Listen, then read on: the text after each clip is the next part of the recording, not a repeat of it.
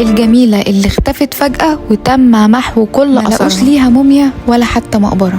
محدش يعرف مقبرتي فين لحد دلوقتي، واللي دفني كان قاصد محدش يعرف انا فين. انبهروا بجمالها وملامحها وفي الآخر طلعوها راجل.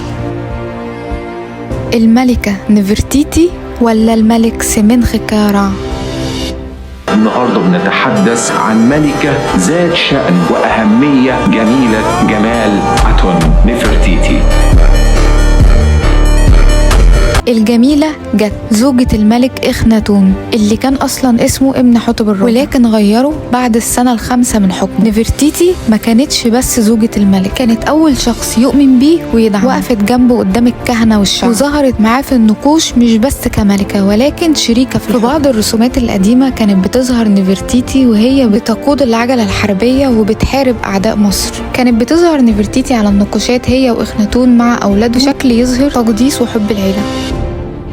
نفرتيتي الشريكة في الحكم عملت هي وإخناتون ثورة دينية، وأول حاجة عملوها إنهم لغوا عبادة الآلهة ودعوا لعبادة إله واحد اسمه آتون. وهنا بقى بيوضح لينا ليه ابن حتب الرابع غير اسمه لإخناتون.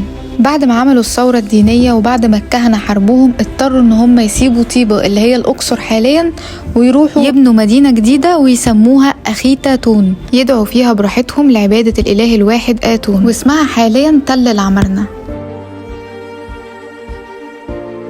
بعض الباحثين كانوا شاكين ان نفرتيتي هي اللي بتصدر الاوامر وهي المحرك الرئيسي للثوره. بعد 12 سنه من حكم اخناتون اختفت نفرتيتي تماما من السجلات، مفيش اي ذكر لطريقه موتها ولا حتى لقوا مقبره ليها. اختفت كانها ما كانتش موجوده اصلا. يا ترى ماتت بمرض ولا اتخانقت مع اخناتون؟ ده في نظريات بتقول ان هي ما ماتتش اصلا وانها اتحولت لفرعون وحكمت مصر باسم الملك سمنخكارع. قالوا كده لان الملك سمنخكارع كان بيظهر بملامح انثويه، كان في اسم مشترك ما بينه وما بين نفرتيتي وهو نفرو آتون. في اللي شايف انها ماتت طبيعي وفي اللي شايف انها حكمت مصر فعلا بعد اخناتون. مش بيقولوا انا فعلا كنت فرعون لبست تاج الرجاله وحكمت بلد كامله من ورا الستار. في اللي شايف ان قصتها اتشالت عمدا من التاريخ خصوصا بعد انهيار عصر تل العمرنة. اختفيت عشان اللي دفني ما كانش عايز حد يعرف انا مين. جسمي لو ظهر التاريخ بحاله هيتشق نصين. الحاجة الوحيدة اللي لقوها لنفرتيتي هو التمثال النصفي،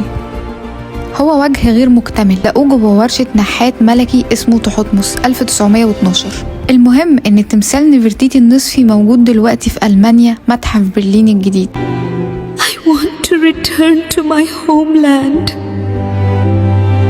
We are Egyptians, not Arabs. We are the descendants of the ancient Egyptians and the owners of the greatest civilization in history. We are the owners of the land. We are the greats, the descendants of the greats. فكيف لي ألا أكون عظيمة؟ فأنا الحضارة والتاريخ. أنا